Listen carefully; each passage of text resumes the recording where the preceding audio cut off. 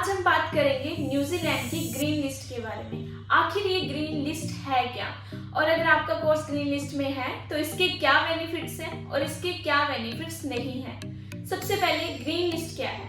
जिस तरह other countries में शॉर्ट ऑक्यूपेशन लिस्ट होती है, न्यूजीलैंड में उसी को ग्रीन लिस्ट कहा जाता है। सो फर्क क्या है। अगर आप न्यूजीलैंड जाते हो डिग्री करने, जो कि बहुत कम बच्चे जाते हैं, मतलब बैचलर डिग्री ऑफ 3 इयर्स या मास्टर्स 1 से 1.5 साल की या किसी किसी केस में 2 साल की, तो आपको 3 साल का वर्क परमिट मिलेगा ही मिलेगा।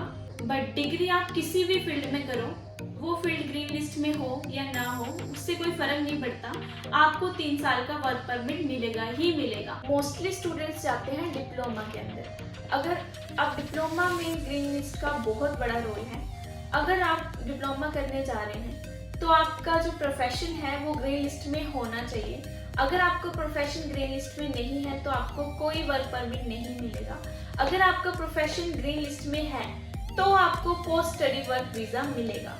अब ये पोस्ट स्टडी वर्क वीज़ा अगर आपका कोर्स ग्रीन लिस्ट में है तो आपको मिलेगा, बट कितना मिलेगा?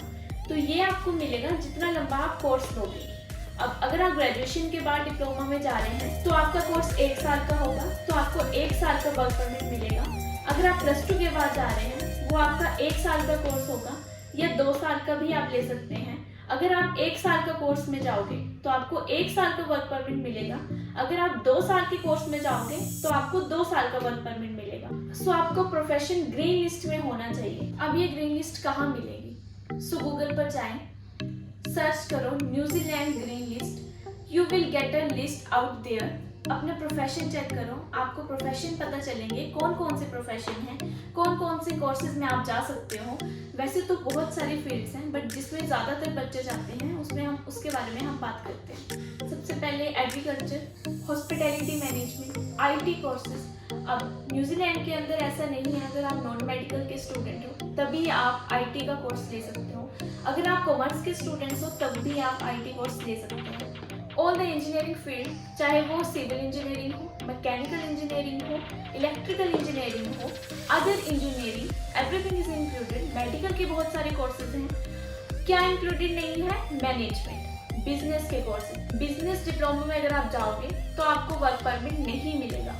बिजनेस डिग्री में आप जाओगे तो आपको वर्क परमिट मिलेगा। बिजनेस मास्टर्स में अगर जाओगे तो आपको वर्क परमिट मिलेगा, बट डिप्लोमा में ओनली स्किल्सफुल फील्ड में ही वर्क परमिट मिलेगा।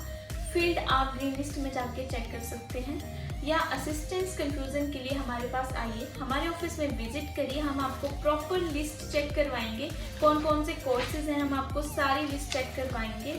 आप अपना कोर्स सेलेक्ट कर सकते हैं पूरी गाइडेंस के साथ। हमारे एक्सपर्ट टीम के साथ आके डिस्कस करिए और अपने न्यूजीलैंड जाने का सपना पूरा कीजिए। Thank you so much.